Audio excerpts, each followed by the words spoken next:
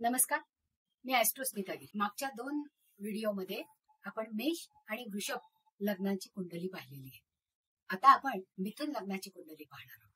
मिथुन लग्नाची कुंडली म्हणजे 3 हा आकडा कुंडलीच्या प्रथम स्थानामध्ये, 4 हा आकडा धनस्थानामध्ये, 4 नंतर 5 येतो, 5 नंतर 6 येतो, 6 नंतर 7 येतो.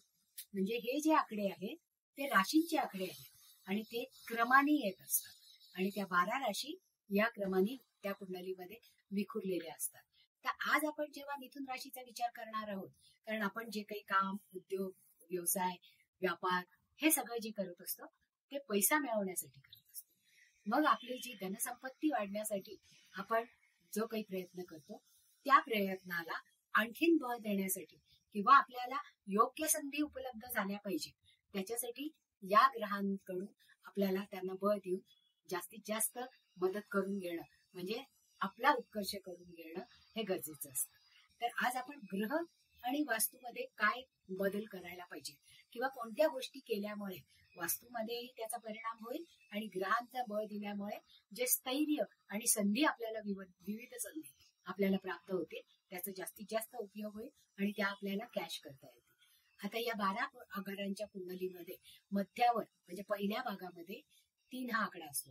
3 हा आकडा मिथुन राशीचा आहे, 4 हा आकडा कर्क राशीचा आहे, 5 हा आकडा सिंह राशीचा आहे, 6 हा आकडा कन्या राशीचा आहे, 7 हा आकडा तूळ राशीचा आहे, 8 हा आकडा वृश्चिक राशीचा आहे, 9 हा आकडा धनु राशीचा आहे, 10 हा आकडा मकर राशीचा आहे, 11 हा आकडा कुंभ राशीचा आहे आणि 12 हा आकडा मीन राशीचा आहे. या असे हे 12 ग्रह पूर्ण होतात. म्हणजे या पूर्ण 12 राशी आपल्याला इथे पसरलेल्या दिसतात. ज्या वेळेस आपण हा विचार करतो, कारण आपल्या जन्माच्या वेळची जी स्थिती असते त्याप्रमाणे आपलं लग्न ठरतं. प्रत्येकाचं लग्न वेगळं असतं, वेळ वेगळी असते आणि जन्म ठिकाणही वेगळं असतं. त्यामुळे या कुंडल्या एकासारखी दुसऱ्याची कुंडली कधीच असत नाही. म्हणून आपल्याला आता या कुंडलीप्रमाणे आपल्याला जर संपत्तीमध्ये वाढ करायची तर ती कशा पद्धतीने करता येईल हे आपण पाहणार आहोत. आता जेव्हा पहिल्या स्थानामध्ये मिथुन रास असेल तेव्हा धनस्थानामध्ये, धनस्थान म्हणजे जो पैसा देणारं अर्थ त्रिकोणाचं पहिलं स्थान आहे, ते पहा शिखर आहे की ज्याच्यामुळे आपल्याला जो काही आपण उद्योगधंदा, नोकरी, व्यवसाय, काम करतो त्यातून जो काही पैसा मिळतो तो कशा प्रकारे मिळणार आहे, किती प्रमाणात मिळणार आहे हे या धनस्थानावरनं ठरतं. त्याचप्रमाणे लाभस्थान म्हणजे आपण जी काही कर्म करतो म्हणजे उपासना करतो, काम करतो, व्यवसाय करतो, या सगळ्याचे जे आपल्याला लाभ मिळणार असतात ते 11व्या स्थानावरनं मिळतात. मग मिथुन लग्नाच्या कुंडलीमध्ये धनस्थान हे कर्क राशीचं आहे आणि कर्क राशीचा स्वामी आहे चंद्र आणि लाभस्थानामध्ये जी राशी येते ती मेष म्हणजे मंगळाची राशी आहे. म्हणजे जो लाभ मिळणार आहे तो मंगळ करून देणार आहे आपल्याला, चंद्र आणि मंगळ. त्याचप्रमाणे कर्मेश म्हणजे जे काम आपण करतो, जो व्यवसाय करतो, जी नोकरी करतो त्यातून जे अर्थार्जन निर्माण करतो त्याला कर्मेश असं म्हणतात.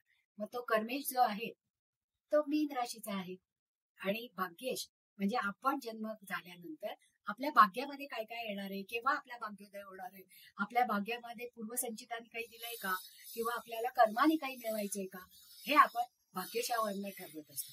आणि हा भाग्येश आहे कुंभ राशीचा स्वामी शनी. म्हणजे आता आपल्याला कोणत्या कोणत्या ग्रहांची उपासना करायला पाहिजे, चंद्र, मंगळ, कर्मेश, गुरु आणि भाग्येश, शनी या 4 ग्रहांना बळ देणं आपल्याला गरजेचं आहे. मग हे बळ देताना आपल्याला त्या त्या ग्रहांना जास्तीत जास्त उपासना करून किंवा उपाययोजना करून बळ देणं हे गरजेचं असतं. तर मग अशा व्यक्तींनी आपल्या घरामध्ये काय करायला पाहिजे याचा विचार करू. मिथुन लग्नाचा विचार करताना आपल्याला 4 ग्रहांना बळ देणं गरजेचं आहे. धनेश चंद्र, लाभेश मंगळ, कर्मेश गुरु आणि भाग्येश शनी हे 4 ग्रह आपल्याला मिळाले पाहिजे. मग या 4 ग्रहांना बळ देण्यासाठी आपण ज्या वास्तूमध्ये राहतो त्या वास्तूच्याही दिशांचा उत्कर्ष करणं गरजेचं आहे, ज्याच्यामुळे हे ग्रह आणि वास्तू एकमेकांना सहाय्य करतील आणि त्यातून आपली प्रगती होईल. मग त्याच्यासाठी उत्तरेचा विकास करायचा म्हणजे आपल्याला काय करावं लागेल, म्हणजे उत्तरेकडच्या दिशेला आपल्याला बुधाचं 5 हे रत्न पुरावं लागेल.